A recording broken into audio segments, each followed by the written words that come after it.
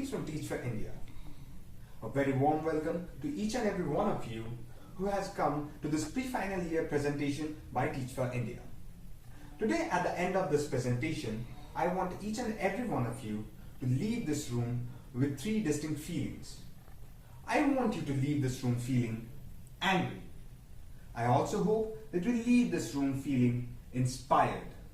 And I hope that you leave this room feeling committed. Now, why did I talk of three different feelings like these?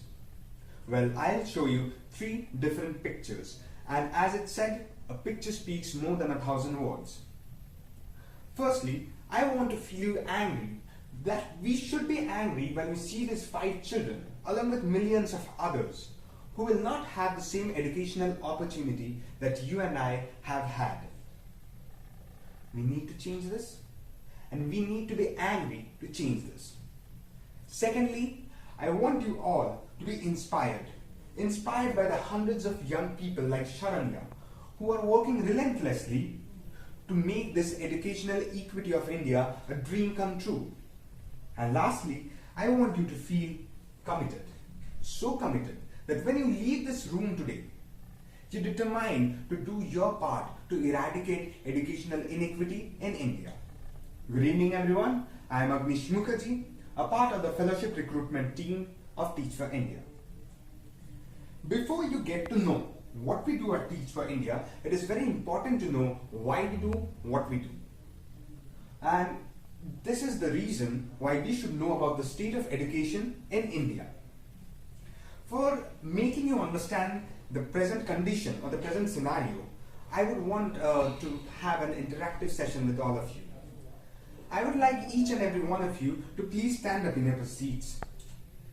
Okay, so for now, this moment, let us consider that you represent the microcosm of 320 million Indian children. It's a class of 60, right? So now I would request the 3 students in the first row, please be seated. What do you feel is the difference between those students who have been standing up and those who have been seated? In the context of education, any guesses? Well, I'll tell you. These students who are seated over here, they represent the 4% of Indian children who never ever begin education or never even go to school. So these 4% of Indian children are always oblivious of the very concept of education. They'll never ever see a chalkboard, they'll never ever might use a pen or even see the gates of a school. This means that you guys who are standing, you represent 96% of the Indian children population who will at least get enrolled to some school. Now you might think that 4% is not a very big number, but believe me, 4% of 320 million is a sizable number. Now let's carry on with the exercise. I would request the students in the first 2 rows, please be seated. Yes, of the 4 rows, the first 2 rows, students, please be seated. Now look around. What do you now feel is the situation in context of Indian education of these students who are seated and those who are standing? Any guesses? Okay. These students who are seated over here, they represent the 42% of Indian children who will never ever cross the 5th grade. I don't mean that they will drop out of the 5th grade, but some of them will drop out in the 1st grade, some in the 2nd, 4th, 3rd, this way. So we started off with 4%. We moved on to almost half of the Indian population who will never even cross the 5th grade. Now consider your lives. How different would have been if you hadn't crossed the 5th grade? As for me, I can easily conclude the kind of books that I have read, the kind of friends that I have had, or even the plethora of job opportunities that is as of today available to me. None of them would have been possible.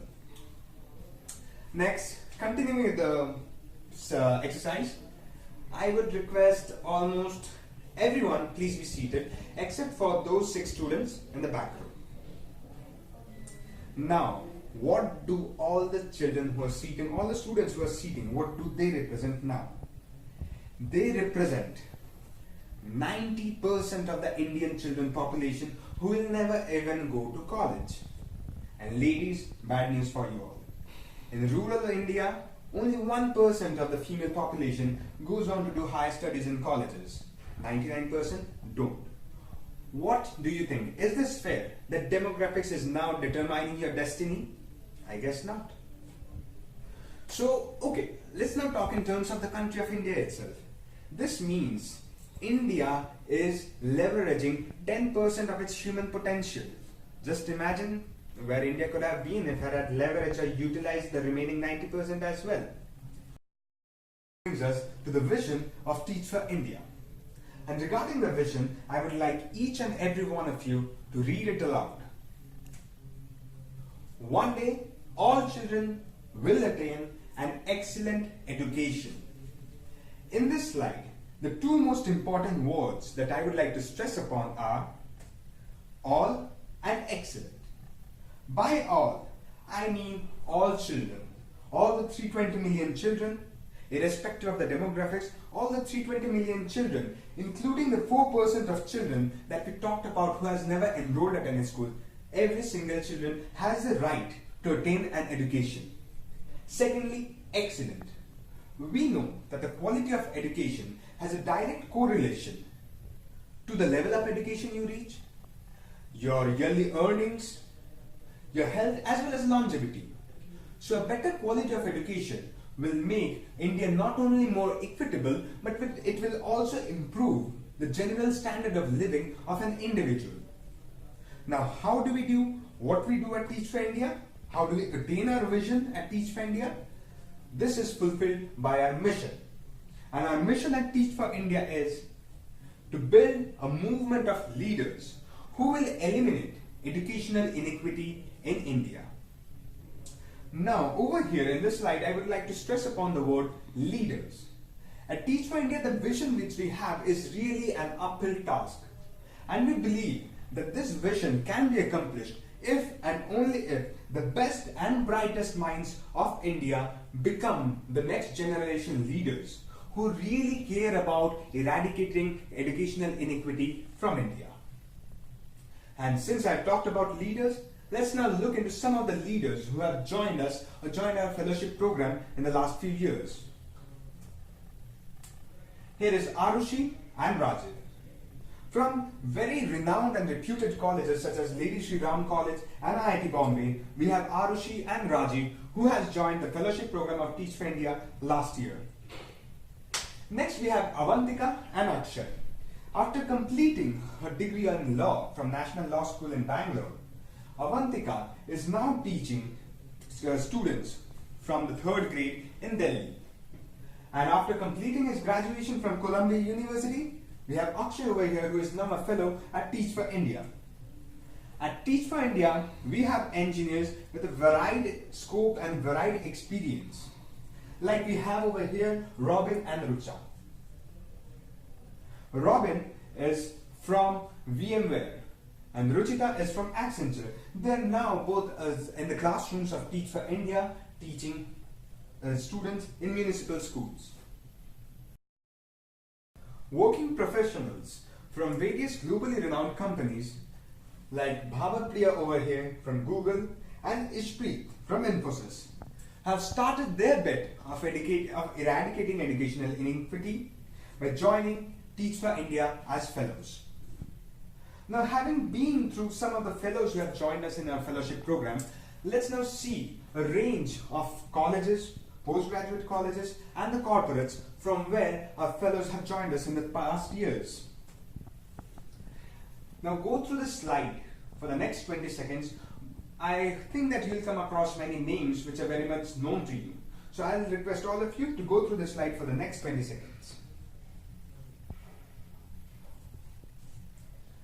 I'll now highlight some of the undergraduate colleges from our fellows have applied. We have IIT Chennai, we have St. Joseph's College of Commerce, IIT Bombay, Shri Ram College, Christ University, IIT Delhi, etc. and more of these. Now let's look into some of the postgraduate colleges from where our fellows have applied. We have IIT Kanpur, Madras Christian College, Delhi School of Economics, IIM Kozhikode, and etc. Now let's look at some of the international universities from where our fellows have applied. We have University of Oxford, University of Pennsylvania, University of Texas, Austin, and many more. Significant percentage of our fellows are from the corporates, and they come from a wide range of industries, be it consulting, IT, ITES, manufacturing, marketing. So here is a list of companies from where our fellows have applied. See, I'm talking about, we have consulting over here, banking over here, we have manufacturing over here. So we have almost a varied segment or varied industries from where our fellows have applied. All in all, to sum it up, in the past few years, our fellows have applied from 382 different colleges and 219 different corporates. Sounds a lot, I know. Now in the next slide, I'll come to that slide which is of the most importance to all of you over here. The Teach for India selectivity rate. Every year Teach for India receives thousands of applications. Like last year itself, Teach for India received around 11,300 applications. Now you might be wondering, out of them how many got actually selected and accepted. Out of these 11,300 applications, only 800 got selected. A selectivity rate of 7% only. This is because of the fact that at Teach for India, we want the best and the brightest, but who care from their heart about eradicating educational inequity. Now, I would like each and every one of you to keep it in mind that there is no competitive process where you have to be better than the other person. There are certain benchmarks in Teach for India, and if you can meet that criteria, well, you're into the fellowship program. Obviously, we want the maximum number of fellows because maximum number of fellows equals to more number of lives impacted. So anyway, that's it from my side. Anyone having any questions can obviously ask it. And go ahead. I like a lot of questions from you guys. Anyway, thank you. That's it.